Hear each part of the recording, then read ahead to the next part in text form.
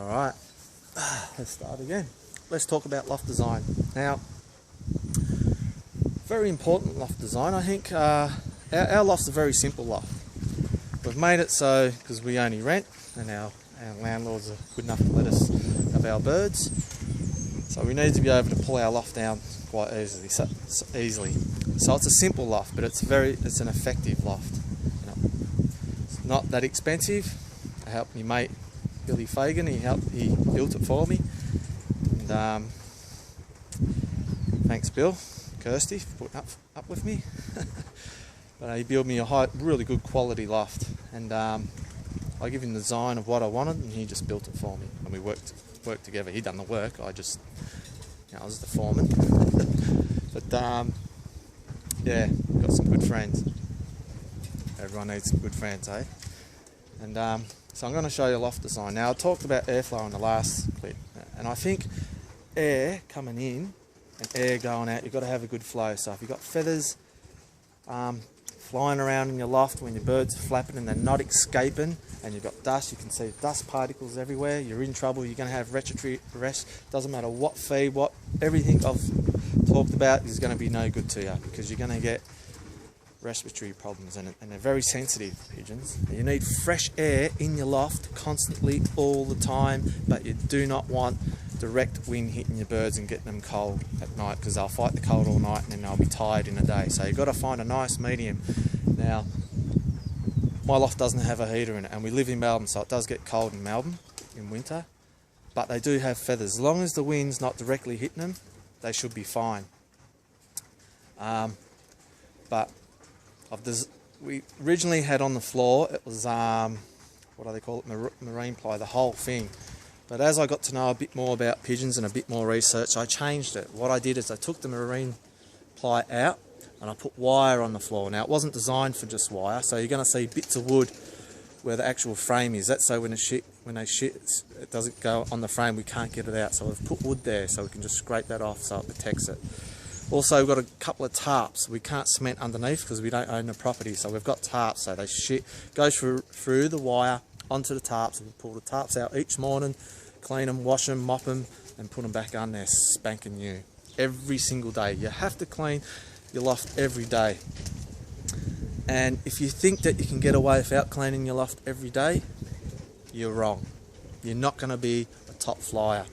That's another thing you need to do. Your loft needs to be cleaned at least once a day. I would recommend, if you can and you've got the time, do a good clean, either in the morning or at night, but one solid, very good clean, and then a quick one, once again, either in the morning or at night, whichever you choose. If you have to get up early for work and go to work, well, you can only do it once. But if you can get up early enough and give it a little clean in the morning, then you get home at night, give it a really good one at night.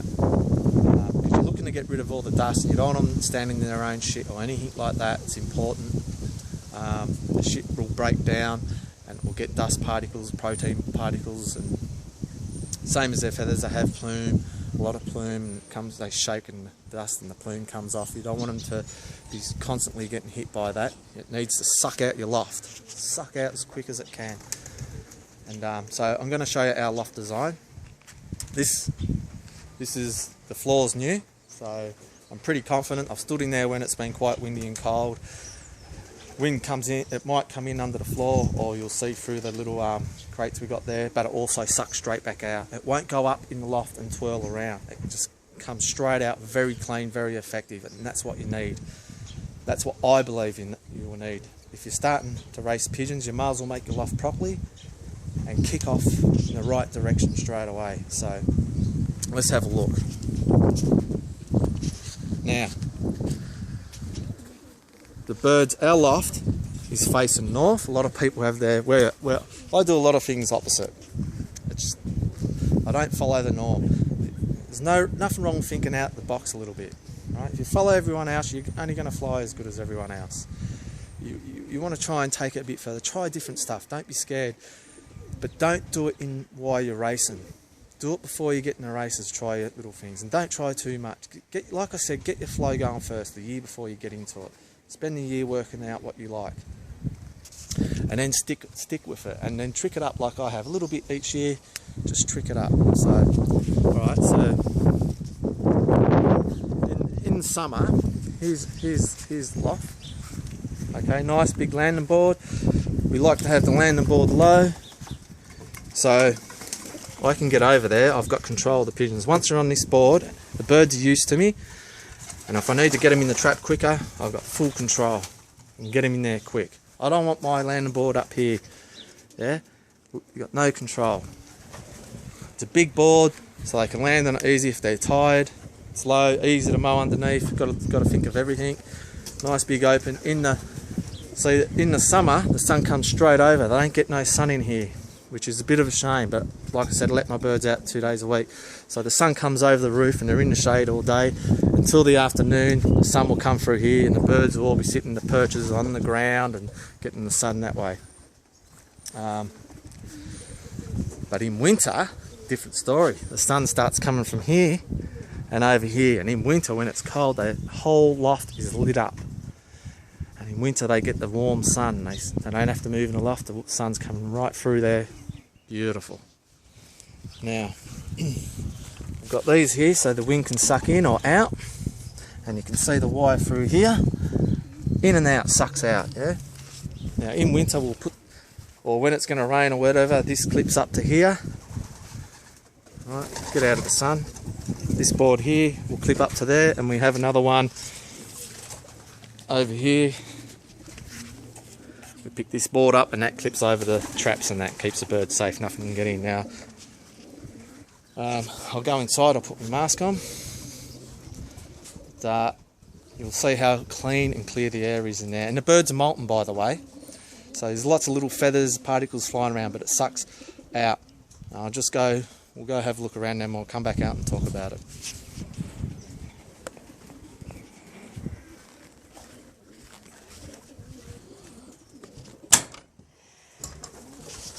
Okay.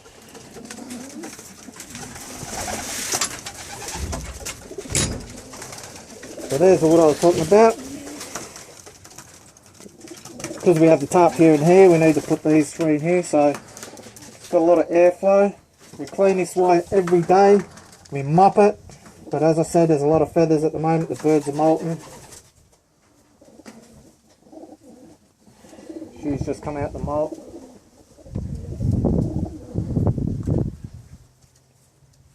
Look how crystal clean it is. The feather just drops straight down, that'll suck, go under.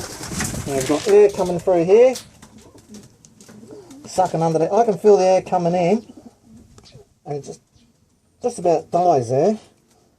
And you can see the feathers moving, so it's coming in, suck out. If it doesn't suck out there, it'll suck back out here. We've got holes all through here, so it doesn't get caught. This side's the same. Because we don't have the full wire up here like this one, I've got 3 crates there as well, so that suck out. Now these birds are quite, all these perches, no good. They're all getting changed. We're going to have these perches in here. Nice and fat, birds can hide in them, feel safe.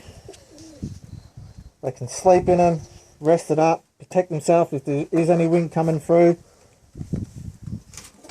Got the pink powder there, got the grits in here, got some water in there for a bit of nutrients and ions and stuff like that. The roof is nice and thick, ventilation stuff stops it from getting hot in summer. So they just don't have wire they can stand on. They've got the wood as well, because pigeons, they don't really like the wire that much, I don't believe. They get used to it, but a lot of them will be laying on this in the afternoon. When the sun comes through, they'll lay on this. Now I can feel the wind coming through here, and it's just coming through and it will suck out. When I put that board up, that'll stop it. I can feel it, the wind just coming up here. I can't feel it in my legs or anything. So it's perfect. It's very good design, I believe. Works well. Lots of air vents. So if you've got air coming in, it needs to be able to get out just as quick. We've got the roof there, see the gap right around the roof. So when you get the particles lifting up high, they can escape up there as well. It's not big, but you know, like we've got the floor like that, so got all this front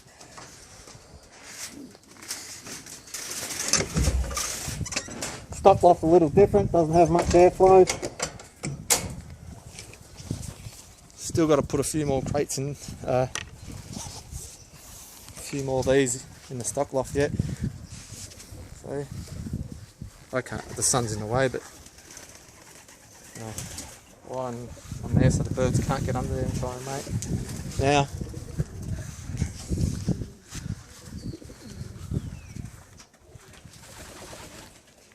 I know you can see that thick chain.